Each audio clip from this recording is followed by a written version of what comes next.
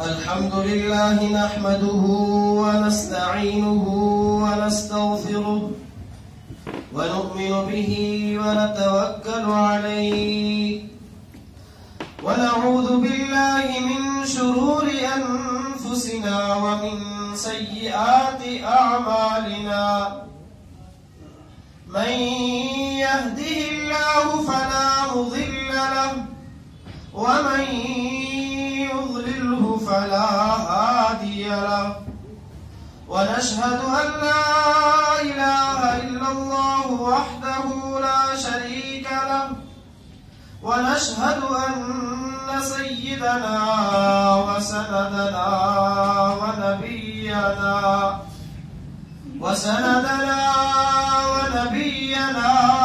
ومولانا محمدا عبده ورسوله أما بعد فأعوذ بالله من الشيطان الرجيم بسم الله الرحمن الرحيم جزاء من ربك عطاء حسابا رب السماوات والأرض وما بينهما الرحمن لا يملكون منه خطابا صدق الله العلي العظيم. سامعین ذی قدر منزلت، جیسا کہ آپ حضرات جانتے ہی ہیں کہ ہمارا سلسلہ تفسیر چل رہا ہے. سورۃ النبا کی ہم تفسیر سنتے اور سناتے آ رہے ہیں، جس میں آج ہم سورت کو اختتام پذیر کرنے جا رہے ہیں. تو اللہ تبارک و تعالی نے ان للمتقین مفازا سے متقی لوگوں کا، پرہیزگار، نیک اور صالح ایمان والوں کا انجام بیان فرمایا کہ جو لوگ اللہ کی مرضی کے مطابق زندگی گزارتے ہیں، بروز محشر جب اللہ کے سامنے ان کی پیشی ہوگی تو ان کا کیا حشر ہوگا، ان کا کیا انجام ہوگا، ان کے ساتھ کیا معاملہ پیش آئے گا. تو اسی کو اللہ تعالیٰ نے بیان فرمایا کہ متقی لوگوں کا جو ٹھکانہ ہوگا وہ کامیاب ٹھکانہ ہوگا. وہ ٹھکانہ ہوگا کہ جس کے لیے وہ دنیا میں اپنی زندگی کو اللہ کی مرضی کے مطابق گزار رہے تھے، اپنی زندگی کے ایک ایک پل کو اللہ کی مرضی اور رضا کے مطابق گزار رہے تھے، اللہ کے حکموں کے مطابق گزار رہے تھے، جناب رسول اکرم صلی اللہ علیہ وسلم کی تعلیمات کے مطابق گزار رہے تھے. جس ٹھکانے کی تلاش میں اور جس منزل پر پہنچنے کے لیے یہ کامیاب منزل ہے، کامیاب ٹھکانہ ہے، کامیابی کا ٹھکانہ ہے، اور میں یوں کہوں کہ یہ کامیاب لوگوں کا ٹھکانہ جسے جنت کہا جاتا. پھر جنت کے اندر کیا کیا سہولیات ہونے والی ہیں، انہیں کیا کیا چیزیں دستیاب ہونے والی ہیں، کیا کیا آسائش اور آرائش انہیں ملنے والی ہیں، انہیں راحت، چین اور سکون حاصل کرنے کے لیے وہاں کیا کیا چیزیں ملنے والی ہیں، اس کا تذکرہ اللہ نے فرمایا. ان للمتقین مفازا حدائق واعنابا، کہ جب یہ جنت میں داخل ہو جائیں گے تو مختلف باغات ان کے لیے اللہ نے تیار کر رکھے ہیں، لگا رکھے ہیں. مختلف طریقے کے پھل اور پھول ان کے لیے تیار کر رکھے ہیں، کھجور کا، انار کا، انگور کا، سیب کا، ہر چیز کا باغ اللہ نے ان کے لیے جنت میں لگا رکھا ہے. کیوں؟ اس لیے کہ انہوں نے اپنی زندگی کو، دنیاوی زندگی کو، جو اصل زندگی نہ تھی، ایک ایگزامینیشن ہال تھا، اس میں کامیابی کے نمبرات سے اپنے آپ کو فائز کیا ہے. اس لیے انہیں جنت مل رہی ہے، اور جنت کے اندر یہ آسائش اور آرائش مل رہی ہے کہ وہاں طرح طرح کے باغات، طرح طرح کے پھل اور پھول انہیں دستیاب ہیں اور مل رہے ہیں. اسی طریقے سے اللہ تعالیٰ نے فرمایا وَكَوَاعِبَ أَتْرَابًا، اور صورت میں انہیں ملے گی جو نہایت ہی حسین و جمیل ہوں گی، خوبصورت ہوں گی. ان کو خوبصورتی کی آگے یہ چاند اور سورج بھی شرما جائے گا. اتنی خوبصورت وہ 70 حوریں ایک متقی اور پرہیزگار جنتی کو ملیں گی. کس عوض میں؟ صرف اس لیے کہ انہوں نے اپنی دنیاوی زندگی کو اللہ کے حکموں کے مطابق گزارا ہے اور اللہ کے رسول صلی اللہ علیہ وسلم کی تعلیمات کے مطابق گزارا. اسی طریقے سے اللہ تعالیٰ نے آگے فرمایا وَكَأْسًا دِهَاقًا کہ انہیں جب پیاس لگے گی تو پینے کے لیے لبالب بھرا ہوا انہیں جام ملے گا. شراباً طہورا بہترین پاکیزہ شراب انہیں دی جائے گی پینے کے لیے. اور وہ جنت ایسی ہے، وہ ایسی صفات سے متصف ہے کہ لا يسمعون فيها لغوا ولا كذابا کہ جنت کے اندر جب جنتی جائے گا تب وہاں کوئی لغو کلام نہیں سنے گا، وہاں کوئی گالم گلوچ نہیں سنے گا، وہاں بیکار اور فضول باتیں گفتگو نہیں ہوگی. کوئی سیاسی ٹاپک، کوئی ایسا ٹاپک وہاں نہیں چلے گا کہ جو انسان کو بور کر دینے والا ہوگا. ولا کذابا کوئی جھوٹ ووٹ وہاں نہیں ہوگا. یہ کس عوض میں ہو رہا ہے؟ یہ کیا ہے جو سب اللہ کی طرف سے عنایت ہو رہی ہے؟ یہ اللہ کا جو فضل ہو رہا ہے، یہ اکرام ہو رہا ہے ایک متقی اور پرہیزگار آدمی کے ساتھ کہ اسے بہترین آسائش اور آرائش والی جنت فراہم کی جا رہی ہے اور جنت میں بہترین چیزیں دی جا رہی ہیں، بہترین نعمتیں دی جا رہی ہیں. یہ کس عوض میں ہو رہا ہے اور یہ کیوں ہو رہا ہے؟ تو اللہ تعالیٰ فرماتے ہیں جزاء من ربک عطاء حسابا کہ یہ سب کا سب تجھے تیرے رب کی طرف سے بدلہ عنایت کیا جا رہا ہے. من ربک تیرے رب کی طرف سے بدلہ ہے، لیکن کیسا بدلہ ہے؟ ربک عطاء حسابا یہ ایسی عطا ہے، یہ ایسا عطیہ ہے، یہ ایسا انعام ہے، یہ ایسا اکرام ہے، یہ ایسا فضل ہے کہ جو تجھے کافی ہو جانے والا ہے. اور اللہ تجھے جو جنت میں بھیج رہے ہیں اور جنت میں مختلف طریقے کی نعمتیں تجھے فراہم کر رہے ہیں، وہ صرف اللہ کے فضل سے تمہیں مل رہی ہیں، ورنہ تمہارے اعمال اس قابل نہیں ہیں کہ تمہیں وہ جنت دلا سکیں اور جنت کے اندر مختلف نعمتیں دلا سکیں. اسی کے مطابق اللہ کے رسول صلی اللہ علیہ وسلم کی ایک حدیث مبارک ہے. آپ علیہ الصلوۃ والسلام فرماتے ہیں کہ کوئی بھی انسان جنت میں اپنے اعمال کی بنا پر نہیں جائے گا.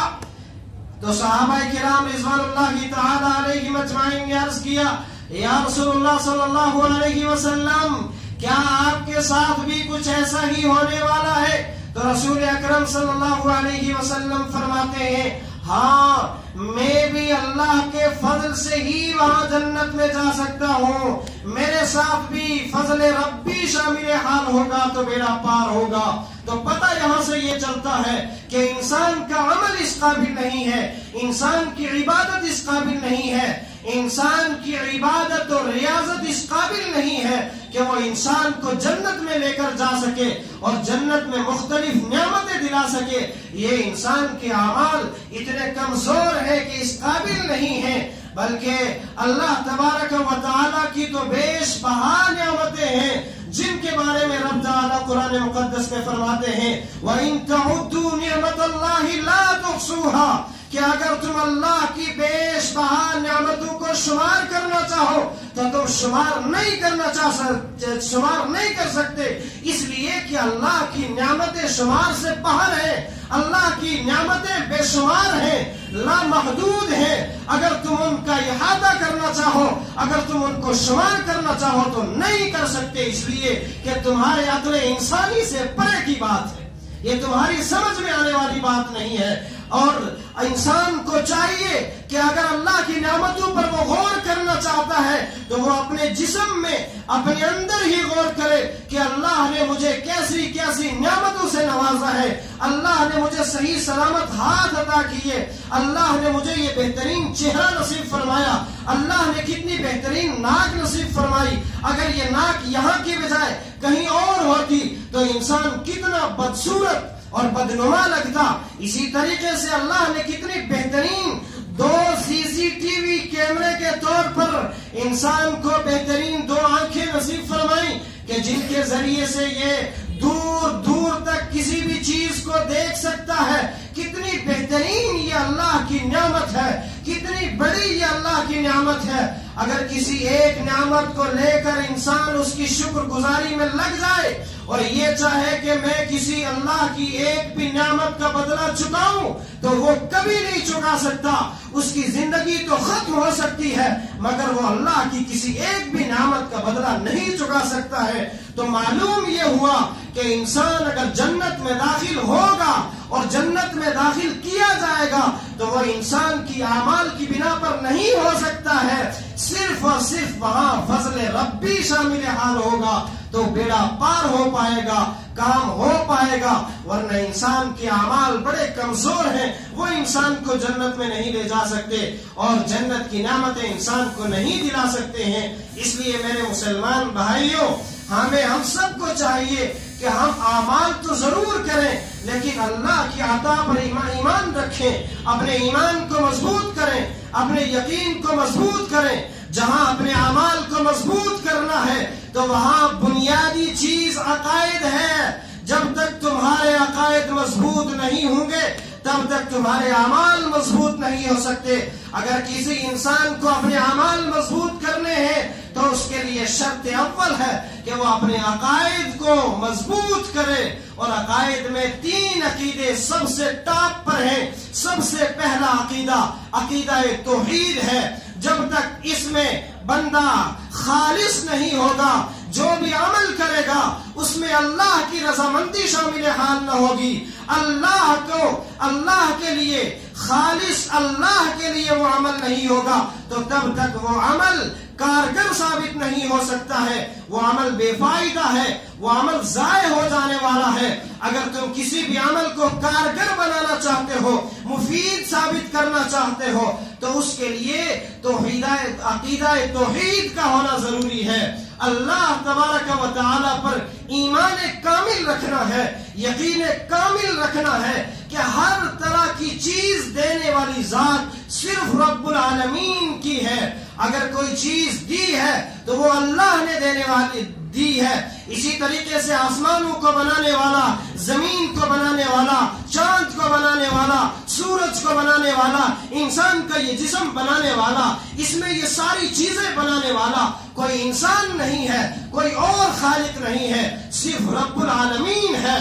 وہی خالق حقیقی ہے، وہی مالک حقیقی ہے. اسی نے ان ساری چیزوں کو وضع کیا ہے، اسی نے ان ساری چیزوں کو بنایا ہے. جب تک یہ انسان کا یقین نہیں ہوگا، جب تک انسان دل سے اس بات کا یقین نہ رکھے اور زبان سے اس بات کی تصدیق نہ کرے تب تک اس کا ایمان تو کامل ہو ہی نہیں سکتا. یہ پہلا عقیدہ ہے، عقیدہ توحید. اور دوسرا عقیدہ رسالت کا ہے کہ جب تک رسول اکرم صلی اللہ علیہ وسلم کی رسالت کو نہ مان لیا جائے، دل سے اس پر یقین نہ کر لیا جائے اور اسی طریقے سے زبان سے اس کی تصدیق نہ کی جائے تب تک انسان کا ایمان کامل نہیں ہو سکتا ہے. وہ دعوے دار تو ہو سکتا ہے، وہ اپنے دعوے میں جھوٹا ہے، سچا نہیں ہے. اگر وہ کہتا ہے کہ وہ اللہ کو ایک نہیں مانتا ہے پھر بھی وہ یہ کہتا ہے کہ میں تو مسلمان ہوں. اگر وہ رسول اللہ کی رسالت کا اندر سے منکر ہے، ظاہر سے اقرار کرتا ہے اور پھر کہتا ہے کہ میں مسلمان ہوں، میں مومن ہوں، تو اس کا یہ دعویٰ تو ہو سکتا ہے مگر وہ اپنے دعوے میں سچا نہیں ہو سکتا ہے. اسی طریقے سے بنیادی 3 عقائد میں آخری عقیدہ آخرت ہے. جب تک انسان کو آخرت کے دن پر انسان کا ایمان نہیں ہوگا، یقین نہیں ہوگا تو وہ اس کے لیے تیاری نہیں کرے گا. وہ کیوں تیاری کرے گا؟ ہمارے غیر مسلم بھائی جتنے بھی ہیں آپ سب جانتے ہیں کہ وہ اپنی زندگی میں آخرت کے لیے کوئی توشہ تیار نہیں کرتے، کوئی خرچ جمع نہیں کرتے، کوئی بھی اچھا عمل نہیں کرتے. کیوں نہیں کرتے؟ اس لیے کہ ان کا یہ عقیدہ ہے، ان کا یہ یقین ہے، وہ اس بات کی تصدیق کرتے ہیں. ان کے بڑے ان کو بتاتے ہیں کہ آخرت کچھ نہیں ہے، اس دنیا کے بعد کوئی نئی دنیا آنے والی والی نہیں ہے، اس زندگی کے بعد کوئی نئی زندگی آنے والی نہیں ہے، یہ سب فراڈ ہے، یہ سب دھوکہ ہے۔ اس لیے جو کچھ ہے یہی دنیا ہے، اس میں جو اچھا ہے وہی اچھا ہے، اس میں جو مالدار ہے وہی مالدار ہے، اس میں جو جس سطح کا آدمی ہے وہ ویسا ہی ہے، کیونکہ یہی اصل زندگی ان کے نزدیک ہے۔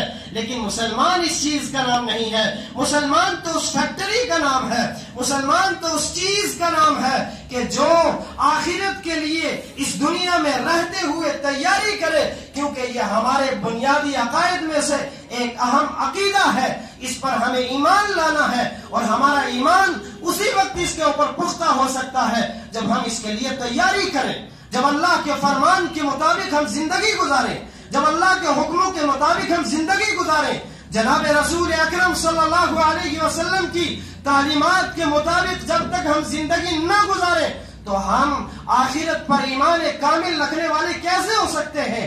آخرت کی تیاری ہم نہیں کریں گے، اور اگر آخرت کی تیاری نہیں ہوگی تو مسلمانوں یقین کر لیجئے کہ کل قیامت کے دن ہمیں بھی ذلیل و رسوا ہونا پڑے گا۔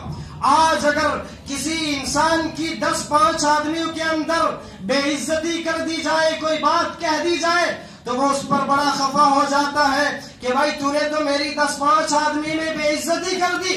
لیکن میرے مسلمان بھائیوں، ہمیں سوچنا اس دن کے لیے ہے کہ جس دن حضرت آدم علیہ السلام سے لے کر قیامت تک آنے والی انسانیت ساری کی ساری ایک میدان میں جمع ہوگی، اور سب کے سامنے نامہ اعمال ہمیں تھمایا جائے گا۔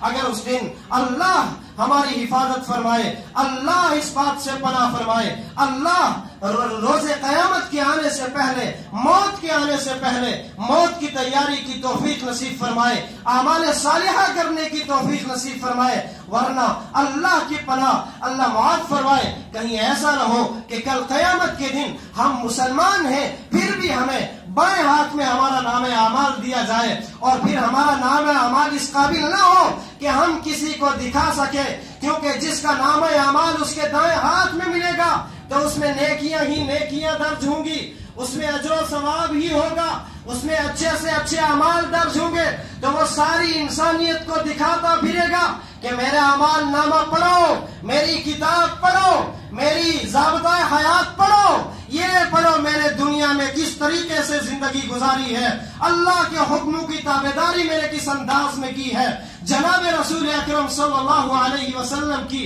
اطاعت اور شعار گزاری کس طریقے سے کی ہے، ساری انسانیت کو وہ پڑھاتا پھرے گا۔ کیوں؟ اس لیے کہ اس نامہ اعمال میں ایسا کچھ درج ہے کہ جو پڑھانے کے قابل ہے، جس میں شرمندگی نہیں ہے، جس میں فوز و فلاح ہی فلاح ہے، جس میں نجات ہی نجات ہے، جس میں چھٹکارا ہی چھٹکارا ہے، جس میں کامیابی ہی کامیابی ہے، جس میں سارے کے ساری انسانیت وہاں اس کو مبارکباد ہی پیش کرے گی کہ اے میرے دوست، میں بھی دنیا میں تیرے ساتھ تھا، میں تو تجھے کہتا تھا یہ ملا ہے، یہ لباس کیسا پہنتا ہے، یہ مسجد میں ہی پڑا رہتا ہے، یہ اللہ کے راستے کی طرف بلاتا رہتا ہے، یہ دین کا کام کرتا رہتا ہے، تو ہم کہتے تھے یہ ملا ہے۔ اگر ہم اپنے بچے کو ملا بنائیں گے تو وہ کھائے گا کہاں سے؟ ہمارا تو یہ عقیدہ تھا، ہمارا تو یہ خیال تھا، ہمارا تو یہ نظریہ تھا، لیکن آج ہمیں اس کی حقیقت سمجھ میں آئی ہے کہ آج تو ملا کامیاب ہو گیا، اور اس پر تمسخر کرنے والا، اس پر مذاق کرنے والا، اس کا ٹھٹھا کرنے والا، اس پر ہنسنے والا آج ناکام ہو گیا ہے۔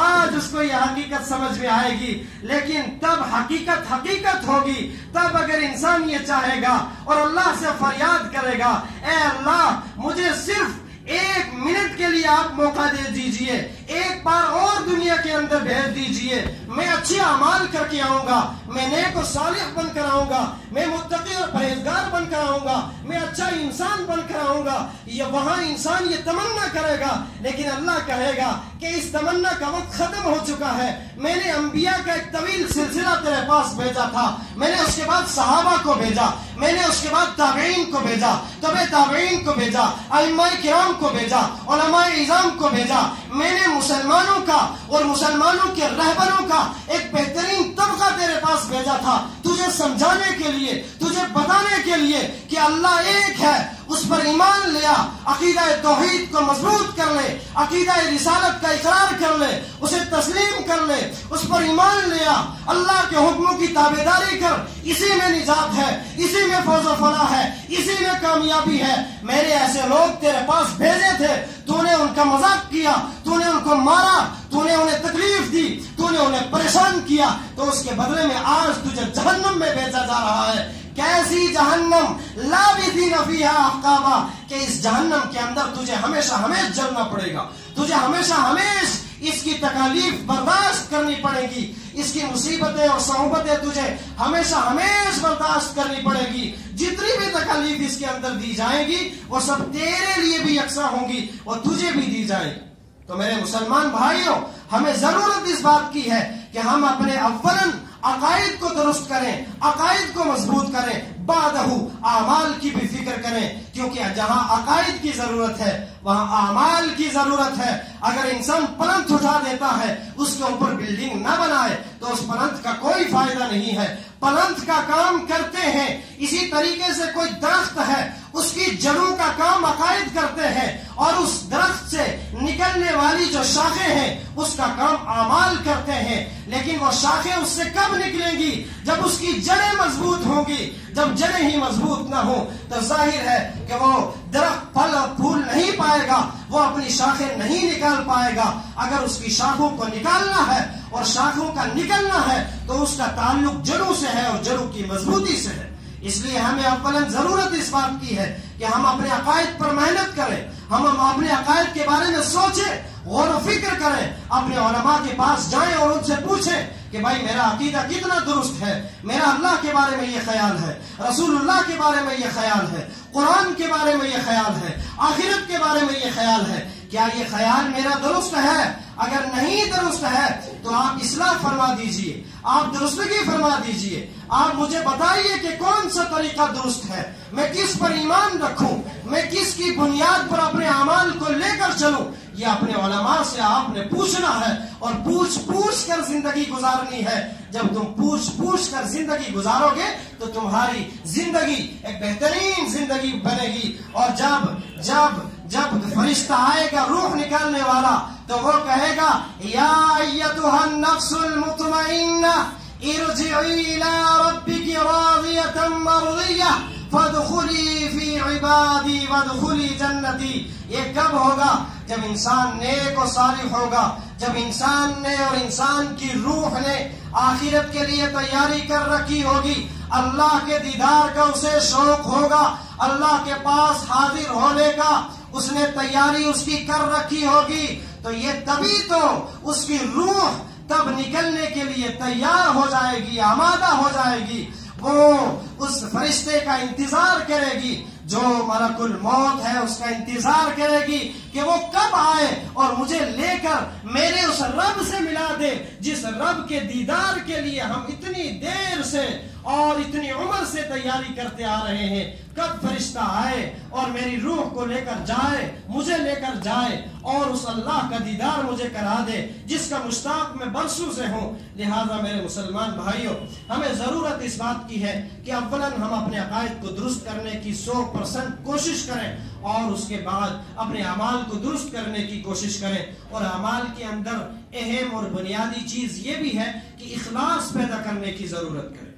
اگر ہم نماز پڑھ رہے ہیں، روزہ رکھ رہے ہیں، حج کر رہے ہیں، سب کچھ کر رہے ہیں، ہر طرح کی عبادت کر رہے ہیں، مگر اس میں ریاکاری کر رہے ہیں، وہ دکھلاوے کی غرض سے کر رہے ہیں، کسی کو دکھانے کی غرض سے ایسا کر رہے ہیں کہ کوئی مجھے کہے گا بڑا اللہ والا ہے، بڑا نیک آدمی ہے، بڑا متقی اور پرہیزگار آدمی ہے۔ اگر کوئی انسان اس ارادے سے اور اس نیت سے کوئی عمل کرتا ہے تو کل قیامت کے دن وہ عمل گندے کپڑے میں لپیٹ کر اس کے منہ کے اوپر مار دیا جائے گا اور اونھے منہ کے بل گھسیٹ کر اسے جہنم میں پھینک دیا جائے گا۔ اس لیے ہمیں جہاں اپنے عقائد کو مضبوط اور درست کرنے کی ضرورت ہے، جہاں اپنے اعمال کو درست کرنے کی ضرورت ہے، اپنے اعمال کو مضبوط کرنے کی ضرورت ہے، وہیں اخلاص کو بھی ٹٹولنے کی ضرورت ہے، اخلاص کو بھی دیکھنے کی ضرورت ہے کہ ہمارے اس عمل میں کہیں ریاکاری تو نہیں ہے، خالص اللہ کے لیے ہے یا کسی اور کے لیے بھی ہے؟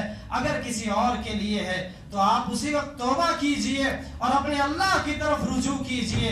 میرے مسلمان بھائیوں، ہمیں ضرورت اس بات کی ہے کہ ہم اپنے عقائد کو بھی درست کریں، اپنے اعمال کو بھی درست کریں اور اپنے اعمال میں اخلاص کو بڑا درجہ دیں۔ یہ میری آپ سے گزارش رہے گی، درخواست رہے گی، اور اس کا محتاج سب سے پہلے میں ہوں۔ ایسا مسئلہ نہیں کہ آپ ہی کو کہا جا رہا ہے۔ تو اللہ تعالیٰ یہاں فرما رہے ہیں جزاء من ربک عطاء حسابا، کہ یہ جو بدلہ آپ کو دیا جا رہا ہے متقی اور پرہیزگار لوگوں کو، جنت دی جا رہی ہے، جنت میں مختلف طریقے کی نعمتیں دی جا رہی ہیں، یہ اللہ اپنے فضل و کرم سے تمہیں دے رہا ہے۔ یہ تمہارے اعمال کی وجہ سے نہیں دے رہا ہے، کیونکہ تمہارے اعمال بڑے کمزور ہیں، تمہارے اعمال اس قابل نہیں ہیں کہ تمہیں جنت ملے اور جنت میں ایسی آسائش اور آرائش ملے۔ اسی طریقے سے آگے اللہ تعالیٰ نے فرمایا کہ یہ کون سا آپ کا رب، اس رب کا تعارف کروایا کہ کس رب کی طرف سے یہ ہدیہ ہے، یہ ہدیہ، یہ تحفہ کس رب کی طرف سے ہے۔ فرمایا رب السماوات والارض وما بینہما الرحمن لا یملکون منہ خطابا، کہ وہ ایسا رب ہے جو آسمانوں کا بھی رب ہے، جو زمینوں کا بھی رب ہے، اور ان دونوں کے مابین درمیانی جتنی چیزیں ہیں ان ساری چیزوں کا وہ مالک ہے اور رب ہے۔ وہ کیسا رب ہے؟ الرحمن، وہ نہایت ہی مہربان ہے، نہایت رحم کرنے والا ہے، بڑا ہی رحیم رب ہے۔ وہ ایسا رحیم اور کریم رب ہے کہ جس کی لطف و عنایت تمہیں جنت نصیب کر رہی ہے اور جنت میں بہترین نعمتیں نصیب کر رہی ہے۔ لا یملکون منہ خطابا، کل قیامت کے دن کسی بھی انسان میں، کسی نبی، صحابی، تابعی، تابعین، کسی میں بھی یہ ہمت نہ ہوگی، یہ طاقت نہ ہوگی کہ وہ اللہ کے سامنے کسی طرح کا خطاب کر سکے، کسی طرح کی بات کر سکے، کسی کی سفارش کر سکے، کسی کی شفاعت کر سکے۔ یہ بات جب میں کہہ رہا ہوں تو اس مجمع میں کچھ لوگ اس ذہن کے بھی ہوں گے جن کے ذہن میں یہ سوال آ رہا ہوگا کہ جناب نبی اکرم صلی اللہ علیہ وسلم نے ایک وہ اہم دعا تو بچا کر رکھی ہوئی ہے اس دن سفارش اور شفاعت کرنے کے لیے، جو تمام انبیاء کو ایک خاص دعا دی ہوئی تھی، وہ نبی اکرم صلی اللہ علیہ وسلم نے تو وہاں اپنی امت اور گناہگار امت کی سفارش کے لیے بچا کر رکھی ہوئی ہے۔ تو اس کے بارے میں کیا جواب دیتے ہیں؟ تو اس کا جواب آگے آ رہا ہے، لا يتکلمون الا من اذن له الرحمن، کہ وہاں کوئی بھی انسان، عام انسان بات نہیں کر پائے گا۔ جیسے یہاں تو کوئی بھی انسان کسی مقدمے میں گواہ بن کر چلا جاتا ہے، جس کو پتہ بھی نہیں کیس کیا ہے، کہاں کا ہے، کیا مسئلہ ہے، وہ گواہ بن کر چلا جاتا ہے، جی میری گواہی لو، مجھے سب پتہ ہے، فلاں ٹنگا، ہر طرح کا آدمی یہاں دنیا میں سفارش کرنے کھڑا ہو جاتا ہے۔ لا يتکلمون، وہاں ایسا کچھ نہیں ہونے والا، وہاں عام انسان اور عام آدمی، عام مخلوق وہاں سفارش نہیں کر پائیں گے، الا من اذن له الرحمن، جس کو وہاں رب رحمان اجازت دے گا وہی وہاں سفارش کر سکتا ہے۔ وقال صوابا، اور جو شخص وہاں سفارش کرے گا وہ بات کو بالکل درست کرے گا، سچی بات کرے گا۔ یہاں تو گواہیوں میں جھوٹ چل جاتا ہے، وہاں جھوٹ چلنے والی نہیں۔ وقال صوابا، وہاں بات درست کی جائے گی۔ اللہ تبارک و تعالی اس دن کے آنے سے پہلے مجھے اور آپ کو، ہم سب کو مل کر ہم ایسے اعمال کرنے کی توفیق نصیب فرمائے کہ جو اعمال ہمیں جنت میں لے جانے والے ہوں اور جنت کی نعمتوں سے دوبارہ کرنے والے ہوں۔ اللہ تبارک و تعالی کہنے اور سننے سے زیادہ عمل کی توفیق عطا فرمائے۔ وآخر دعوانا ان الحمد للہ رب العالمین۔